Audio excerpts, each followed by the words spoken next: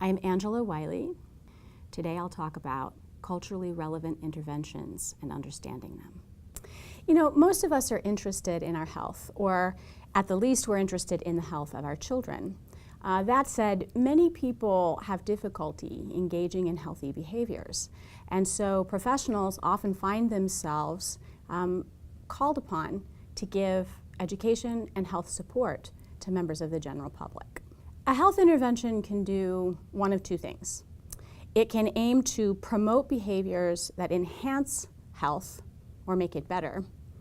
An example of this would be a promotion designed to get people to use car seats for their babies. A health intervention can also be aimed at discouraging behaviors that are risks for health. So a good example of that might be an intervention to get people to stop indoor tanning or to limit their exposure to excessive sun.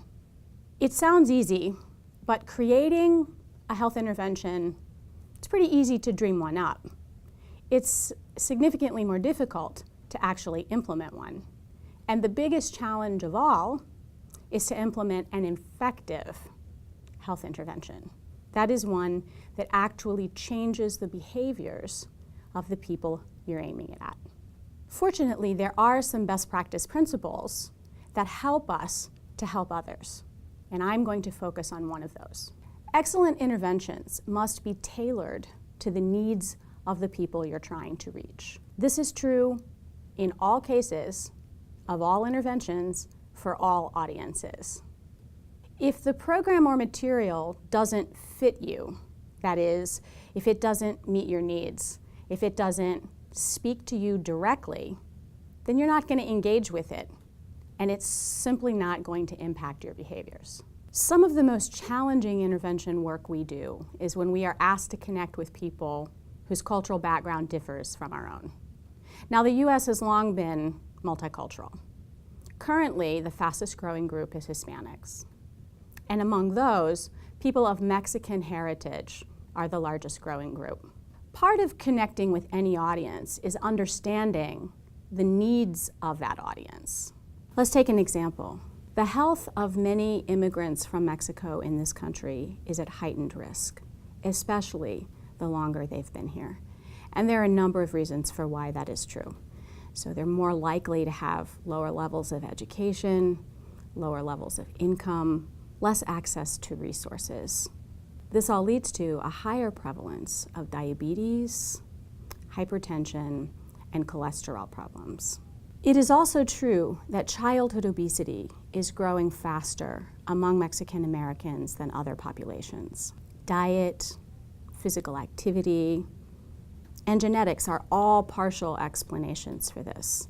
Other factors include food and physical activity restrictions in access, marketing, and also differences in patterns of behaviors and practices related to physical activity and food. We could also look at structural factors, including food deserts and healthcare disparities. Clearly, we have a growing community that has a pressing need for health, education, and support. So the question becomes, where do we go from here? How do we meet these needs? How do we begin to address this audience? Let's take an example. Let's focus on how can we promote health among Mexican American heritage people living in this country. One possibility is we could begin by offering these audiences access to typical health programs that we already have easily at our fingertips. These may not be specific to the needs or behaviors or food preferences or activity preferences of this audience, but at least it's something, right? And something is better than nothing. We could also acknowledge the need for some modification, some tailoring of the materials that we have. We might translate some words to Spanish. We might throw in some tortillas in our discussion of grains. Each of these would be an effort to begin meeting the needs of this population, tailoring to their particular patterns of behavior and their preferences. Even these simple adaptations would be a further step toward meeting the needs of a very underserved audience. An even more culturally sensitive approach would be to select materials, programs that were actually created for the audience that we have in mind. This is a great option if you have access to such materials, right? So an example might be if you want to promote drinking water instead of drinking soda among Mexican Americans, you would find a program that was actually created by or with Mexican Americans to address this problem. And I don't mean just translated from English to Spanish. I mean a program that was actually created from the bottom up, having in mind what this audience might prefer and need or want or be touched by. To do this, you might have to check with colleagues, right? Get some ideas from a national conference. Look at research-based websites to find such materials. Preferably, they should be research-based, and they should be tested with the audience they are intended for. But there are times when high-quality materials like this are simply not available to us.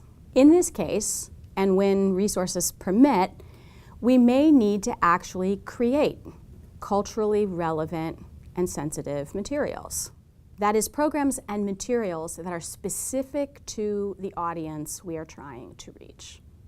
The steps for doing this effectively begin with building relationships in the communities we're trying to reach. Mutual respect is key in any intervention with any audience. We must assess the needs and perceptions of the audience we're trying to connect with. This is necessary because professionals can often come up with wonderful ideas for intervention, and the audience they're trying to reach doesn't identify these areas as even a problem. We have to take time to learn about the relevant practices, beliefs, behaviors, resources that are available to any audience we're trying to reach. And this becomes doubly important when we're trying to reach audiences that are unfamiliar to us, whose practices and beliefs and resources are not our own. Consideration of existing strengths as well as existing barriers are important. Effective interventions are built on existing strengths as well as recognizing and responding to barriers. Focus groups, community member interviews, pilot testing, all of these are important parts of building an effective intervention. Clearly, we cannot and should not always develop interventions from scratch, but when we must, we should consider the time and effort needed in careful development as an investment in the eventual effectiveness of our interventions. People cannot be changed if they are not engaged, and people will not be engaged in interventions that do not speak to them.